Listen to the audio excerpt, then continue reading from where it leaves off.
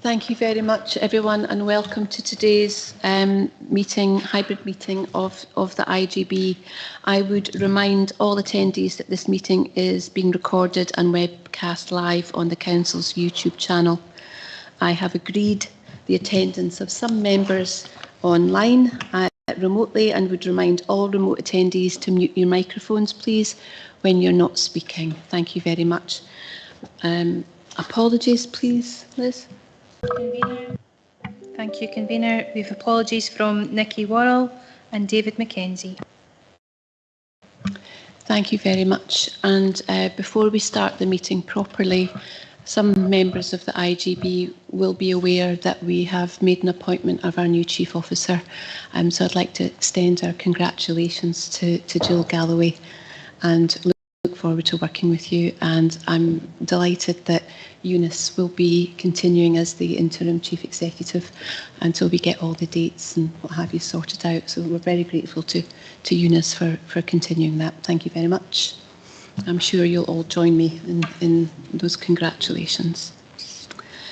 And moving on now to declarations of interest and statements of transparency. Do we have any of those? Not seeing any hands up. Okay, thank you very much. That's marvellous. If we can move on to item 3 now, which is the minutes of the previous meeting. I'm going to take it that you've all read all the papers, and that if there are any factual inaccuracies, please highlight now. Otherwise, can we agree that they are a factual record of our last meeting? Yes, thanks. Seeing lots of nods. Thank you very much. And if we can move on to the action log now on page 13, I will hand over to Eunice to take us through those. Thanks. Thank you, Chair. Good afternoon, everybody. So looking at the action note is looking really quite healthy. So we have a number of our actions are on target, which is positive. And the first one that's on red is item 9, and that will be coming to the IGB in February 2024. Moving on, our other item 16 will be discussed within the finance report.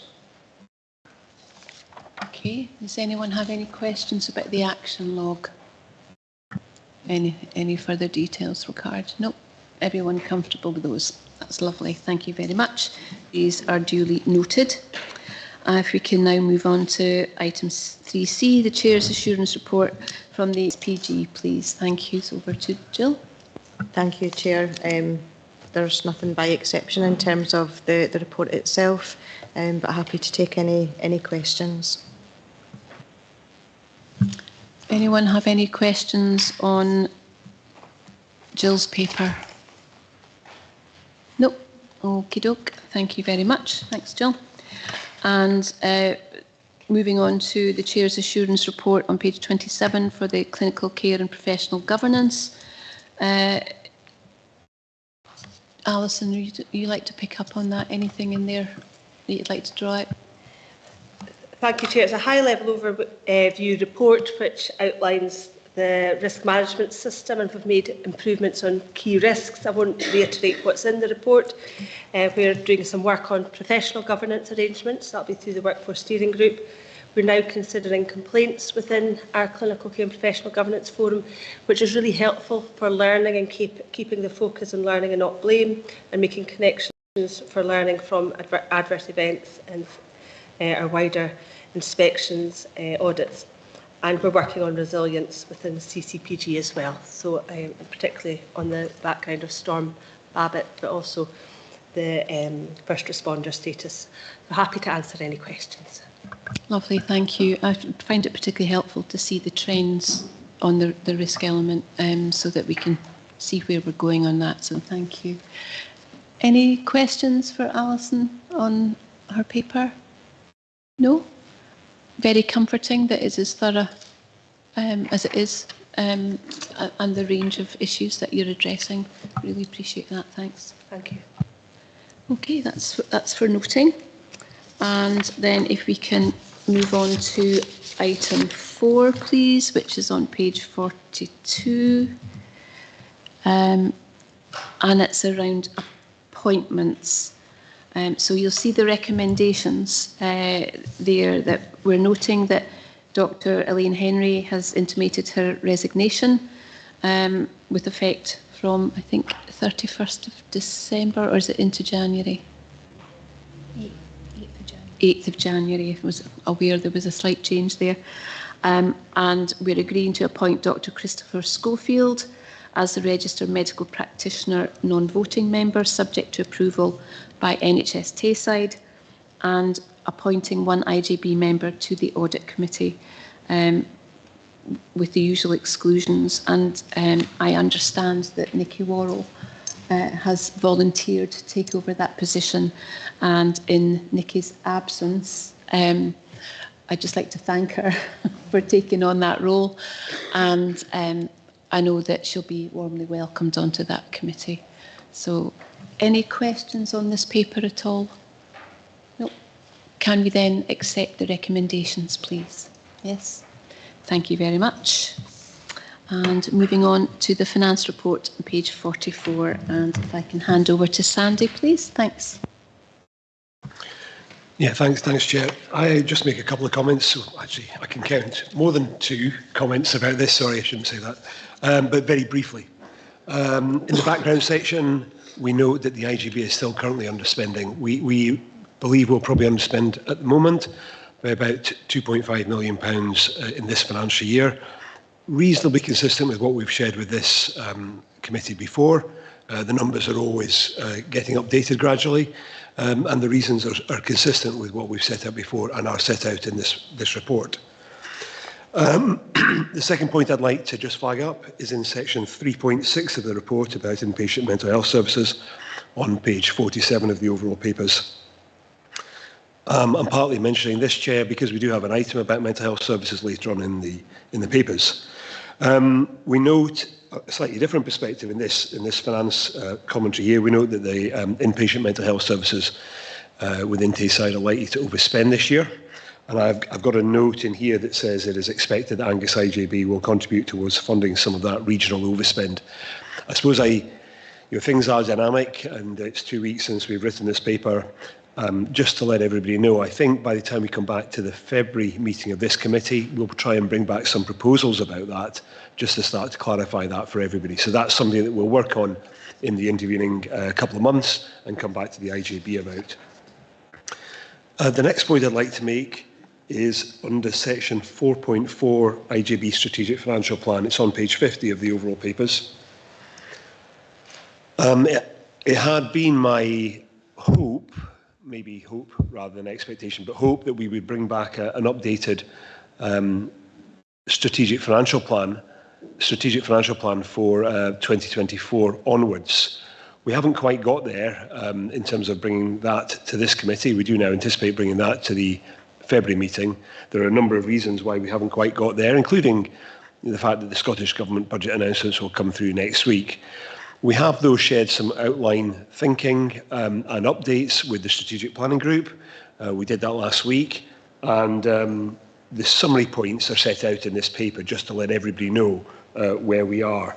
So that's really, Chair, just to give people an update between where we hope to be in terms of sharing information and where we will be by the time we get to our February meeting.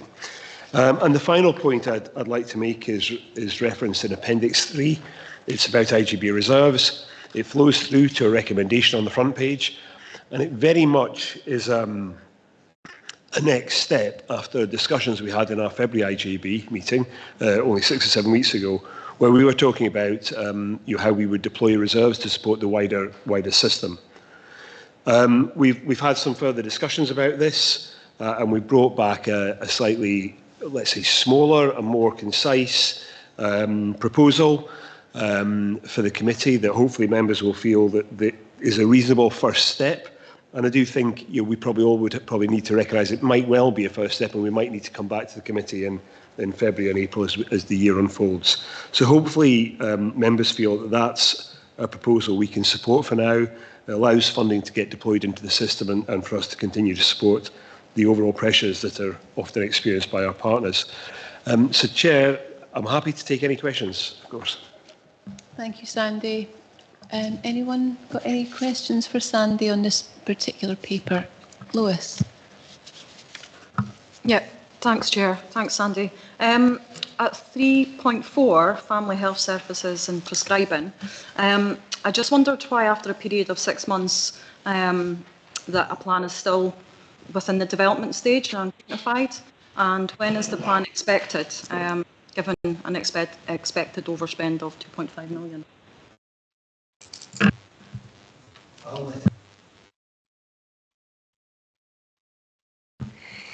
Yeah, so the plan is still in development, but it has moved forward, and we do have a draft plan in place. We have a clearly described prescribing risk that outlines the several areas that we're going to be working on within that we'll be able to bring it live. I can provide assurance, I think, that we'll bring a plan to the next meeting in February. Prescribing is a very complex area, and it isn't that things aren't happening. We are engaging with practices around prescribing reports. We have done, for example, the podcast around polypharmacy, and we're having quite a lot of conversations through the realistic medicine forums and prevention proactive care work streams, and there is a lot in development, but I can only apologise, we've not got quite to the work plan, but we do have seen a draft. There is some areas around polypharmacy across all our services that we need to work on further, but even if there's gaps, I think we will definitely bring it back in February. Thank you. Okay. Peter Drury online. Thanks. Thank you, Chair. It was an interesting paper again. And I just want to say I'm happy with the recommendation as regards reserves. It's a tricky one because if we ever had to spend our budget, we need the money as much as anybody else. But I think for the moment, it's a good plan. Thank you. Thank you, Peter. And Chris Boyle, please. Oh, thank you. Good afternoon, everybody.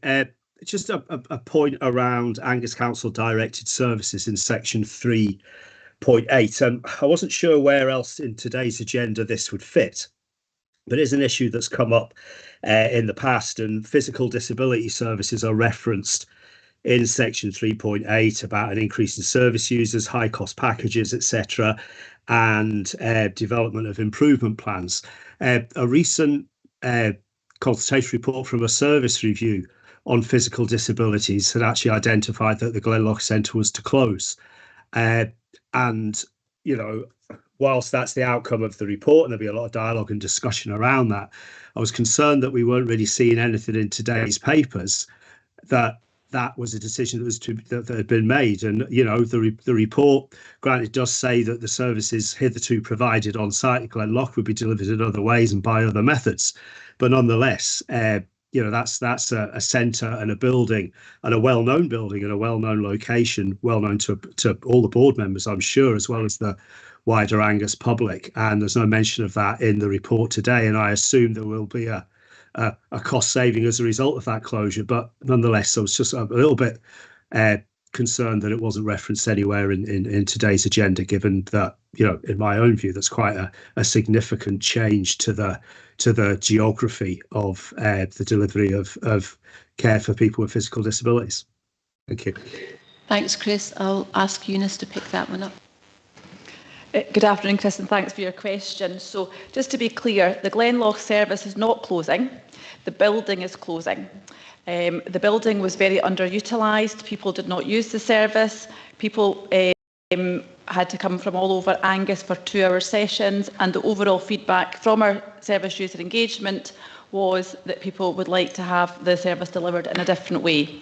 And that is what we have done. And for a few people that did use the centre regularly, other pathways and other supports are being identified for them. There was no savings attached to this. It was about trying to look at how we deliver services across Angus to meet an increasing demand for services. And no staff have been affected by the change in terms of that they're still in employment. They're just having doing their work in a different way now in community outreach. So I think it's unfortunate to say that the Glenloch Centre has closed. It's the building that has closed due to the fact it's not been well used. Thank you. Okay, thank you very much. Any more questions on this paper? I'm not seeing any more hands up at all. Okay, can we then move to the recommendations? Are we happy to agree all of those recommendations as stated in the paper and agree to that approach around the reserves? Yes. Thank you very much, everyone. Thank you, Sandy. And if we can move on to the next report, which is item 6, the Adults with Incapacity Progress Update. And Eunice, you've taken that, yeah. Thank you, Chair. So I'm pleased to bring this update report regarding work that we've done around our adults with incapacity, an improvement plan that we developed in response to an Angus Council internal audit. So you'll see within the report, I'm asking that IGB to acknowledge the progress made in terms of the recommendations that were laid out within the audit. There's been a significant amount of work been undertaken across the partnership to relook at our processes, procedures, with training for all staff, and it's been very well received. We've developed new key performance indicators. We've done an internal audit that shows improvement and a couple of things that we had to finalise in terms of updating our processes, which we did last Thursday in a meeting, and I'm very pleased with the work that's been taken forward. So it was just really to give information today that that work's been completed, and I'll be expecting a further internal audit from Angus Council probably early next year. Thank you. Okay, thank you very much, Eunice. That's comforting. Catherine. Thank you very much. I'd just like to welcome this update report, in particular as the individual who currently holds ultimate legal responsibility for the Council's delivery of guardianship and supervision on behalf of the local authority. So it's really heartwarming actually to see the progress that's been made around this. There were significant improvements needed, and it's quite clear that they've been grasped, taken seriously and addressed through the partnership. So thank you very much from me. Thank you. Anyone have any questions or any comments? Lois. Thank you. Yeah, just under the current position, I just wondered if you could just go into a little bit of detail around what matters are still outstanding. It was a matter that went out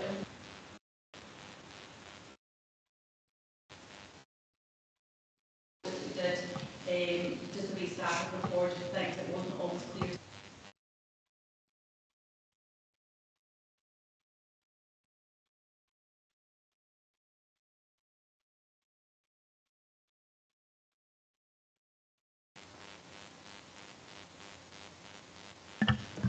Thank you very much. And if there are no questions there, I would very much like to acknowledge the progress to date in addressing those recommendations. And I think that when we get the next audit report, the internal audit report, there'll be a level of assurance that we're being asked to give. So that will hopefully give us all comfort that those issues have been addressed and that we have robust processes in place. So look forward to receiving that. Everyone happy to acknowledge the progress made to date? Yes, lovely. Thank you very much indeed. And if we can now go on to item 7, which is the Clinical Care and Professional Governance Annual Assurance Report. And who's leading on that? Is Sandy? It's got your name on it. But it's Alison, I would have thought. Yeah? Okay, thanks. Thank you. So you have before you the annual assurance report. It outlines the breadth and extent of activities around clinical care and professional governance through the CCPG Forum in Angus. There's quite extensive amount of activities covering our breadth of services, and we have good engagement across all our services, so that's something I'm particularly pleased with, and we continue to make progress. We'll have a focus on a continuous improvement and a quality management system. Increasingly, that's as being outlined in national guidance. Since the paper mentions that the Care Governance Committee at the time of submitting the papers were reviewing their thresholds for assurance, and to advise that they now feel that the after considerable discussion that around the assurance rating, the Clear Governance Committee view is that the level of risk hasn't changed, but that they now consider it more in keeping with reasonable assurance. It's to make you aware of that. However, further work is going to be carried out on the clinical and care governance framework. So that is our framework as outlined in the integration scheme legislation for how we provide clinical care professional governance.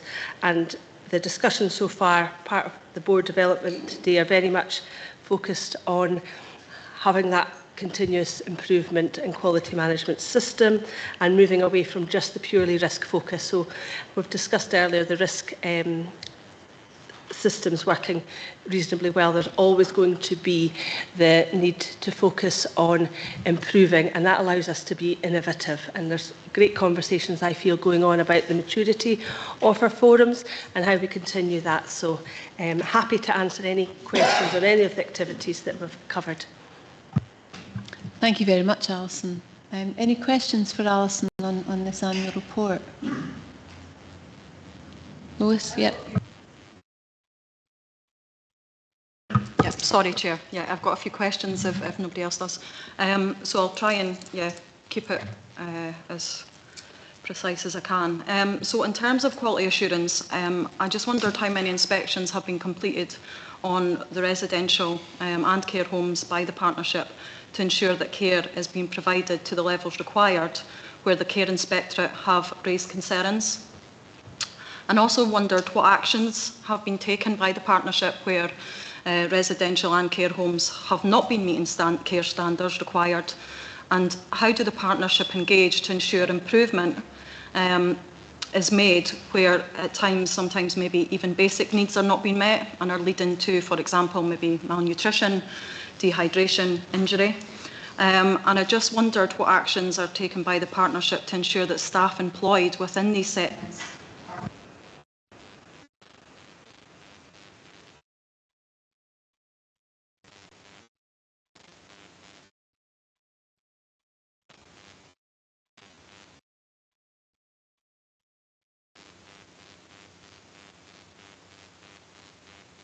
is implemented.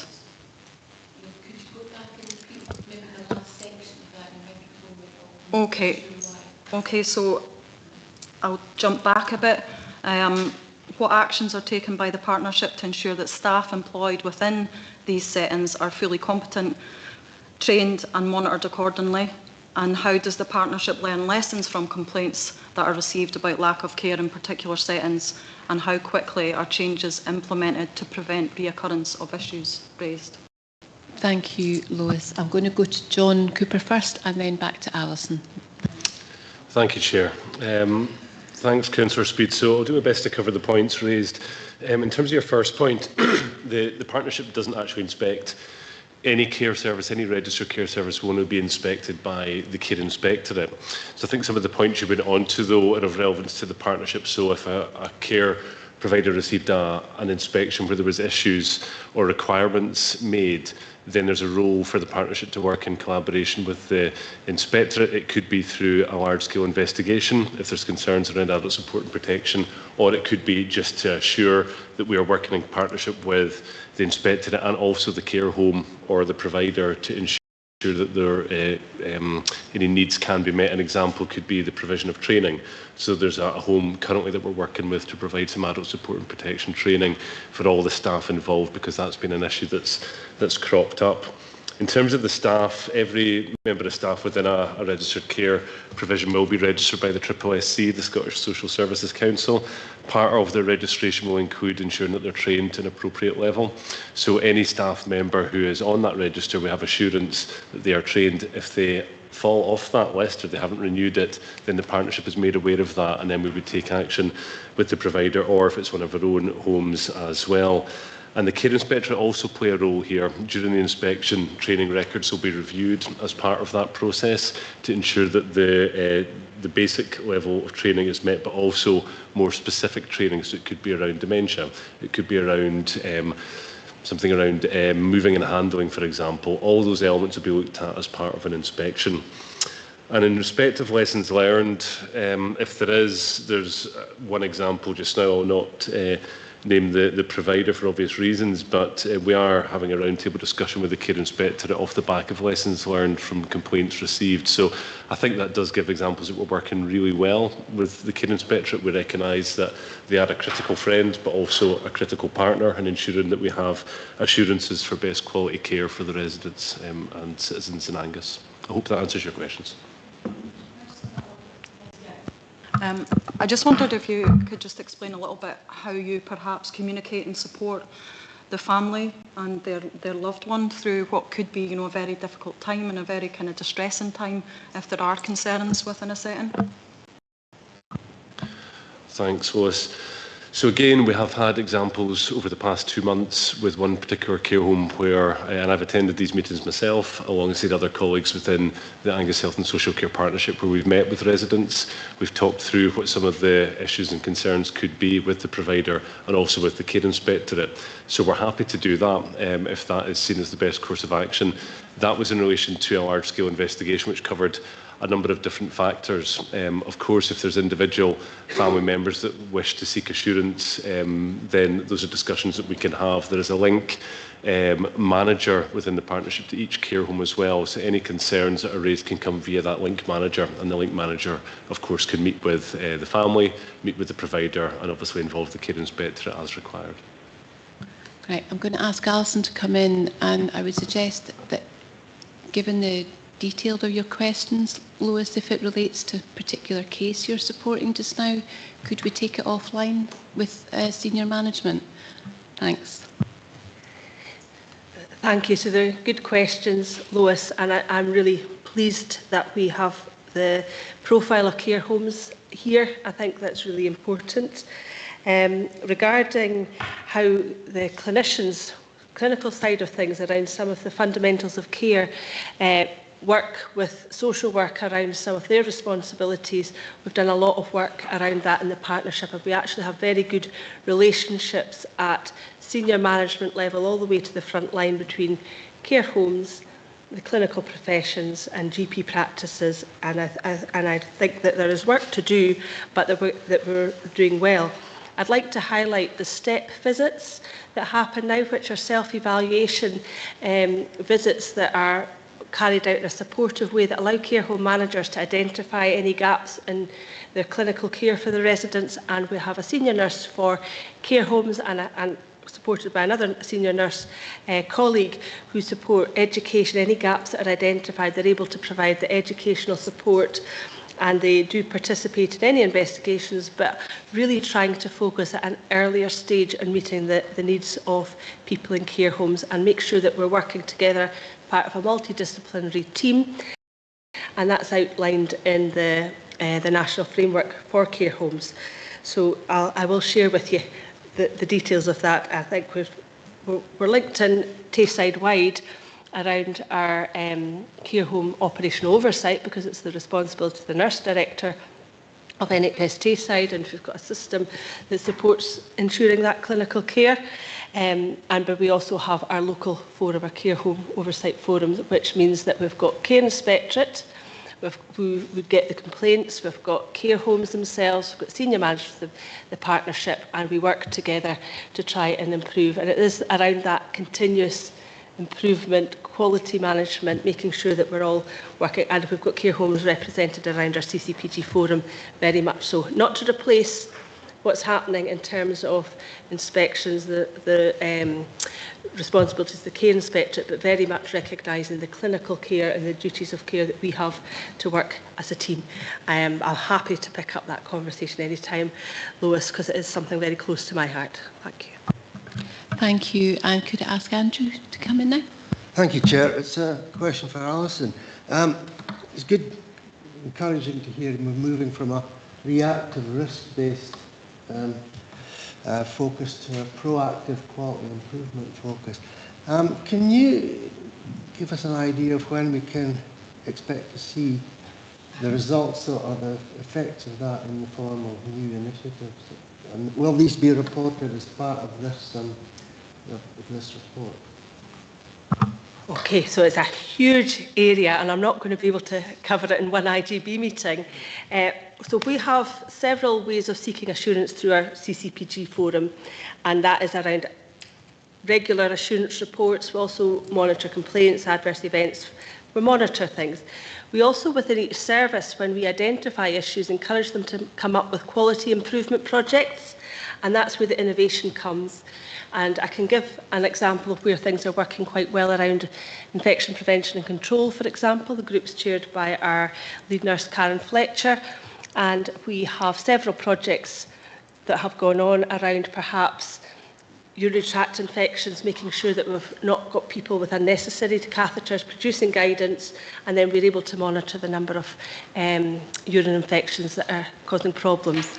Another example there around that group would be that we have 2 public representatives, and they're able to share their perspective of how people are receiving care, and that again is proving very helpful. And an example through that group is that we monitor antimicrobial prescribing, and that's allowed us to come up with some innovative ways of improving. And an example would be that we are looking at delabelling people with penicillin allergy where they don't have a penicillin allergy within GP records, and that enables us to have the most appropriate prescribing for antibiotics, reducing resistance. And another quality improvement is around just the education within care homes. There's lots, but that is around having the high-level data, monitoring the data, seeing where there's gaps and allowing the services themselves to identify these quality improvement projects, but also sharing where things are working and sharing the training, and so that we have a consistent approach. So it's that kind of system, and I'm just kind of trying to describe how we've done it for infection prevention and control. It's allowing that within all the services. And just last key point around that would be about the diversity of thinking around that group. And there's sometimes an approach that works well with services historically that health can learn from, and vice versa. And it's the different professional backgrounds, and I don't just mean the clinical or social work, bringing to that table and applying things across different services. So that's a sort of overview. I'm more than happy to discuss it offline. So the answer is yes. I'm actually thinking, given the interest in this paper, Alison, that there might be an opportunity for maybe another joint development with SPG around some of the good practice that's going on around different topics, something that's maybe a bit quick and punchy, like a kind of speed dating kind of format that allows us to get a really broad overview of some of the initiatives that you're covering in this work. Yes, I would be happy for that. We've had the learning event in May, and we've got a learning event for mental health planned in January. So, but I think what you're asking for is not just about how we're sharing the learning, it's about how we're creating that quality system in Angus. I'd be delighted. Absolutely. Thank you very much. I love that enthusiasm. And Elaine Henry. I suppose it's just probably a point of an ask or reflection of members of the IJB, but I absolutely share that everybody's very interested in this. There's lots of questions. It's an area I think we have a increasing awareness and probably a desire to keep up to date. We get the annual report, but would it potentially be something perhaps every 6 months that there was a report, perhaps more frequently that IJB have almost an interim update, just conscious that when the annual report comes, we may all have areas of interest that we want to look at and could take up one meeting, if not many more. Would that maybe just be an option for an update or a bulletin or a themed report that comes through perhaps at different points in the year? Just for a paper for information. I don't want to make folk write more papers, but it may then actually, each part becomes a sum of the annual governance report. Okay. Thank you. Jill's wanting to come in. Are you coming in on that point? Yep, thanks. Yeah, thank you, Chair, and thank you, Elaine, for the question. That's one of the reasons that we're bringing the Chair's assurance reports to the IJB. So I think this one, it's just coincided with the report coming. So this is the first time we've had a CCPG assurance report coming to the IJB, and I think that will continue going forward. So in the absence of full reports coming, there will always be an assurance report that comes to the IJB on a 2-monthly basis.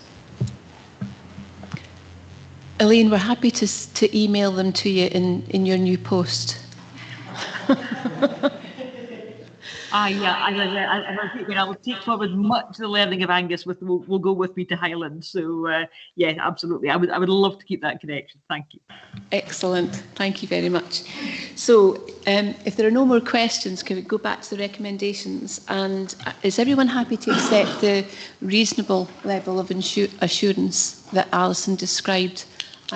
I'm very comfortable with that. Thank you, Alison. And the three recommendations there as stated in the paper. Everyone happy with those? Thank you very much. And if we can go on now to item 8, and that's Jill Galloway around mental health update. Thanks.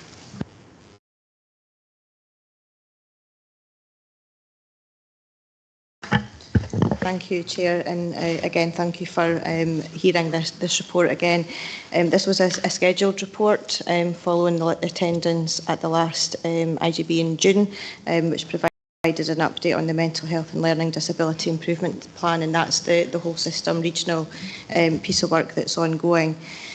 The report itself details the progress that has been made over the last few months, in particular in relation to a 3-day session that was held in the V&A in Dundee, which brought together multiple stakeholders to look at kind of priorities and reprioritise, I think, and re-energise some of the work that was going on around mental health across the region.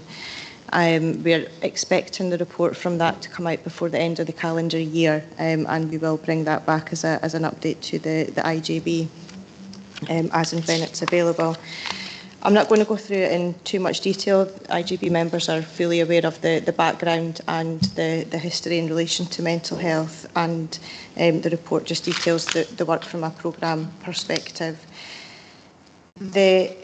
From an Angus perspective, we will be bringing an update back in our February strategic planning update paper, so you will receive an up-to-date position from an Angus perspective at that meeting. But one of the things that we are looking for IJB support around and approval is in relation to the reporting schedule for 2024 going forward. So happy to take any questions, Chair. Thank you. Thank you, Jill. Any questions for Jill on the mental health paper? Lewis? Thanks, Chair. Yeah, there appears to be several notes of milestone date revisions required within the report. I just wondered why the milestones are not being met. And also, in terms of priority 11 for crisis and urgent care, there's several milestone date revisions requested. And I just wondered what impact will the date revisions have for those people who are waiting, that are in crisis and waiting urgent care. Okay, so in terms of those waiting for support from a crisis and urgent care perspective, this includes looking at pathways, councillor Speed, so it doesn't impact on people that are currently waiting. This is looking at how we can review and revise the pathways and redesign them for going forward, and that includes how individuals can access support, whether that be from a crisis perspective or ongoing support. So one of the things that we've been working on in Angus is around the DBI. That's a regional approach to support individuals who are needing some intervention. The work in Dundee and Perth in relation to their community hubs is having an impact on supporting individuals who are in crisis, and people will be aware that we've started our engagement sessions around that to have a hub within Angus as well. So although the timescales have been revised for that, it's not impacting here and now specifically on individuals that are needing crisis and urgent care intervention. In relation to the other revisions, I think it reflects the complexity of the programme of work and those involved in terms of pulling the milestones together. And part of the reason for having the session in the V&A was to try and revise and revitalise that and reprioritise so that the accountability and the responsibility for delivering on them was refreshed, I think is the fairest way of saying that. So we are due to have an update next week on the milestones, and I would be happy to bring that back. I think it does also reflect the busyness of people around the whole system at the moment. We do know that mental health is under immense pressure, workload-wise as well. Thank you. Alison.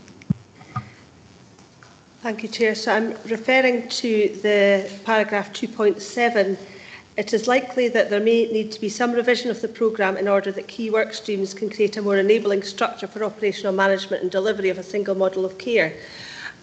This topic of whether we've got these priorities right has come up at the Care Governance Committee around our assurance around our waiting lists, and it's clear to me that some of the work that we need to do around whole system, the primary and community care aspect of the Living Life Well programme, I would like to see that reprioritised. Indeed, my own opinion would be that that Living Life Well was conducted with the engagement of stakeholders across the whole system, patients, staff, the public, carers, and that strategy is what we should be implementing. So I would like to see reprioritisation of the primary and community care element. I think we do our best in Angus, some of our work around our waiting list reviews, working with general practice, new models of care, hubs, is being recognised, but it's very difficult to do that alone and not as part of TASI, particularly it seems around the role of the consultant. So I'd be really keen that we fed back to Perth and Kinross about looking at Living Life Well and making sure that we prioritise the range within that strategy that was identified for improvement.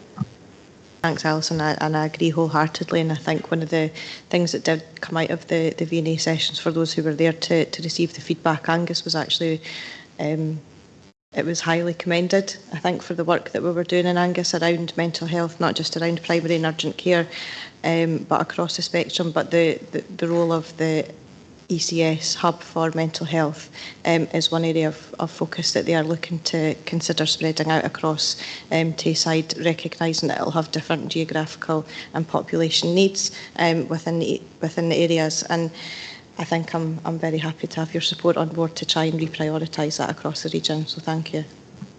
Thank you. And if I could just pick up, Andrew, sorry, I'll round off. Thank you, Chair. Absolutely support sort of the comments that Alison's just made.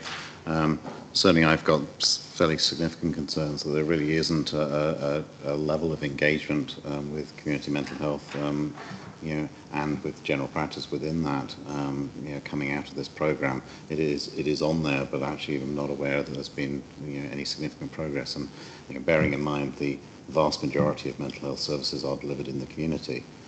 Actually, the focus has to be on that if we're going to then actually protect sort of the inpatient space for those who absolutely need it. If you do it in the opposite direction, I don't think that's the correct order of priorities. So certainly, I'd welcome us pushing back on that and seeing if we can just turn things on the head of it. Thank you. And over to Catherine. Do you want to come in there? Thank you, Andrew. I'm just wondering if you're offering us an agenda item on a GP sub to come and speak about that. Yeah. Welcome to have either a GP sub agenda item or indeed a revisit to the area clinical forum as well. And I would suggest perhaps even in January we could have this as a specific dedicated topic for half the GP sub meeting, because we've got a two-topic agenda. Excellent. Thank you very much. And Catherine. Thanks very much for the update report. I'm just wondering, Jill, if you could maybe add a little in terms of how people from Angus with lived experience and carers are being and will remain engaged through this process, because I know there were some stakeholders involved. I'm just keen that we're clear what that looked like for Angus. Thank you. So actually we were very lucky in terms of our stakeholder engagement across Angus, and actually we had Angus carers and Angus Voice represented at the session in the V&A. So we have had a very active stakeholder participation element to our local improvement plan around Living Life Well. But in addition to that, we have recently, and I say recently, just last week, had our very first stakeholder session across Angus, and that is to look at engagement for a number of different areas, but mental health and wellbeing is one of the areas of focus for that stakeholder participation group, which is specific to Angus. It's separate to the regional one for mental health, but they will link in through Angus Voices. Thank you. And I guess my point was, you know how passionate we have been in Angus around that stakeholder engagement and just making sure that key decisions across the whole system aren't taken without appropriate engagement with the stakeholders and including our public pay element.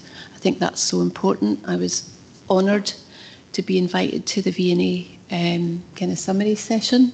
It was incredibly powerful, and it would be awful to see people let down if that was to happen. So I'm hoping that the rest of the IGB would support our ambition to make sure that that ball is not dropped.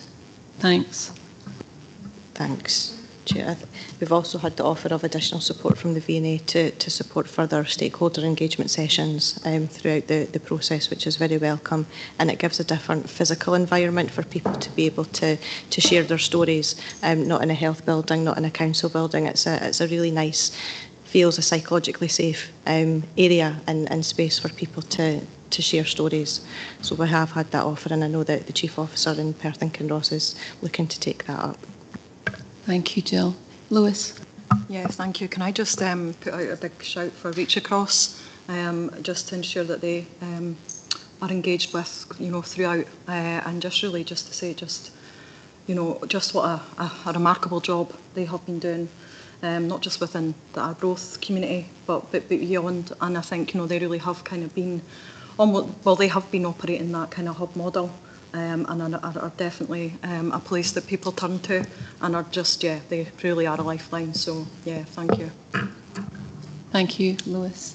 Okay, if there are no more questions or comments, let's go to the recommendations on page 75, please. And we are happy to note the update report from Jackie Pepper.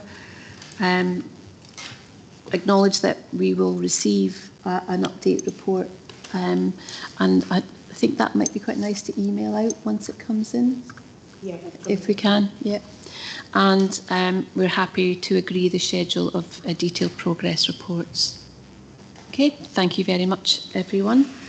And before I go on to the final item agenda, which is the date of the next meeting, I would just like to acknowledge that Elaine Henry will be moving on to a new post, and I want to thank her hugely for her contribution to the IGB since you came onto it. You've been fantastic to work with, Elaine. You always offer brilliant questions and great insight, and that clinical confidence that allows us to take what I feel are pretty well-informed decisions. So I really appreciate your role, and I wish you all the very best in your new post, although I'm still unhappy about it. And I'd also want to say this is Peter Drury's last IGB meeting as a non-executive director of NHS Tayside.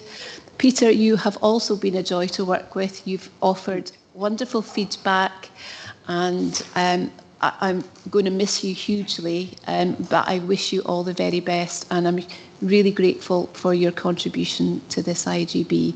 Thank you both very much indeed. And finally, you okay there?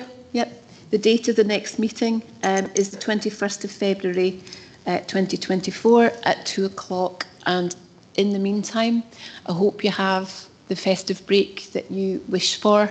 And I wish you peace and goodwill. Take care. John, can you stop the live stream, please? Thank you.